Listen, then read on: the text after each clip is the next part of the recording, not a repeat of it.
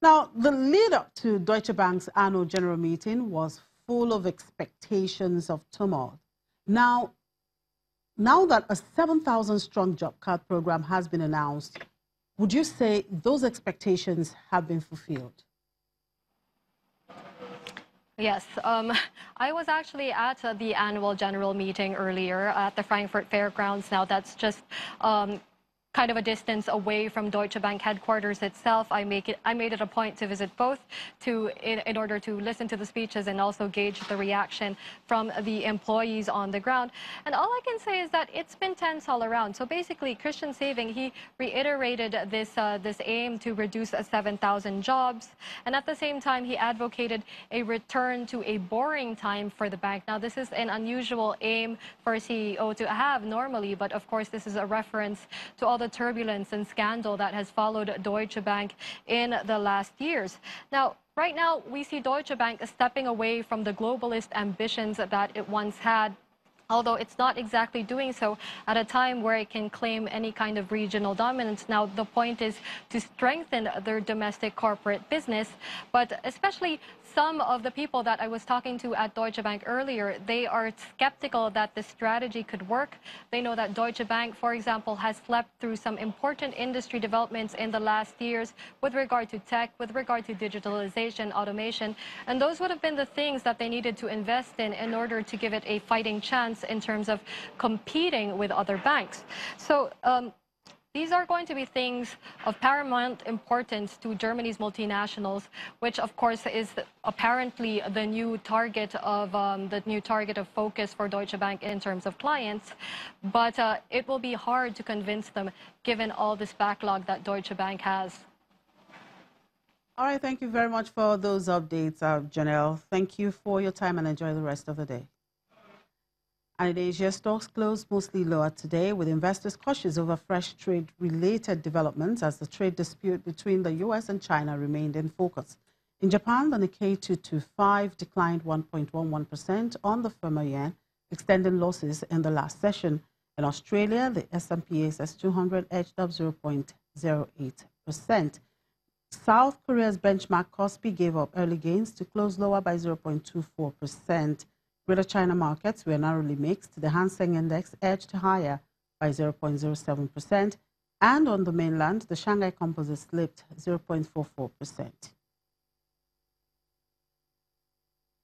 And oil prices fell today on expectations that OPEC members will step up production in the face of worries over supply from both Venezuela and Iran. International benchmark Brent futures were down 37 cents at $75.43 per barrel. WTI crude futures were down 27 cents at $71.57 a barrel. For more on the global market, here is Temitope Olubile, research analyst with Financial Derivatives Company. Good afternoon, Temitope. Thank you very much for joining us. Good afternoon. Thank you for having me. Now, we've seen Brent oil prices recently cross $80 per barrel. That's 3.5-year high. As at this morning, Brent price dropped slightly. Is this high oil price we are seeing likely a trend or a blip?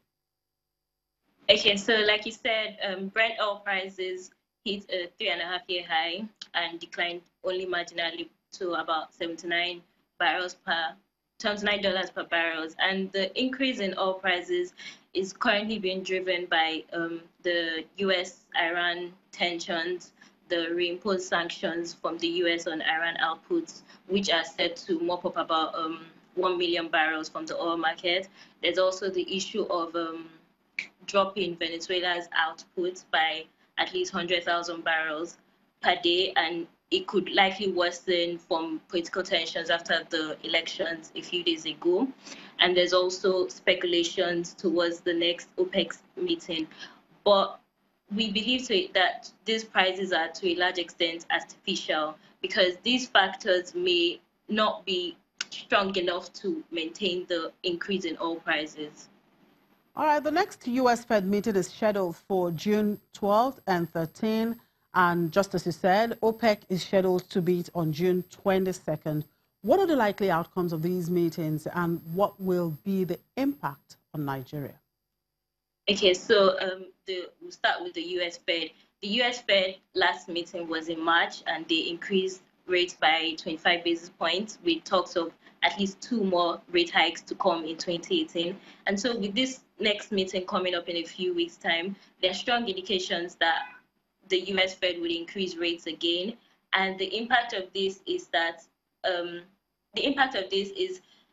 the dollar will strengthen. There'll be a strengthening of the dollar, and it will trigger capital outflows out of Nigeria, which might impact on our naira and depreciate the value of the naira. And this is coming at a time where yesterday the naira depreciated to a 7-month low, to 366 naira against the dollar, and there's likely going to be more pressure on the naira in the coming months.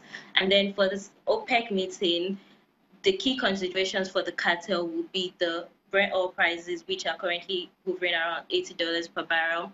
There's the U.S. shale production, which is projected to increase to a high of 7 million barrels per day.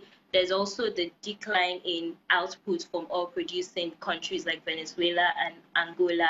And so these are the things that the cartel will put into consideration before reaching a decision. And we believe to a large extent they would keep things as they are and wait to see the long-term effects of these geopolitical tensions in 2018. So what is the outlook for Brent oil price in the near term?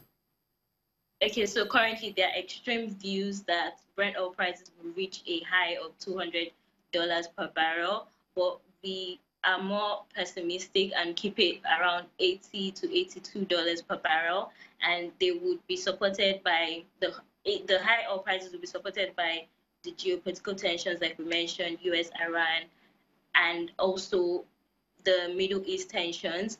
But it's important to note that these high oil prices will only motivate the US to keep increasing its shale production, which will likely send prices down in the coming months. All right, thank you very much for your time. Temitope Olubile, research analyst with Financial Derivatives Company. After the break, Nigeria signs disaster funding deal. Details in a moment. Just stay with us.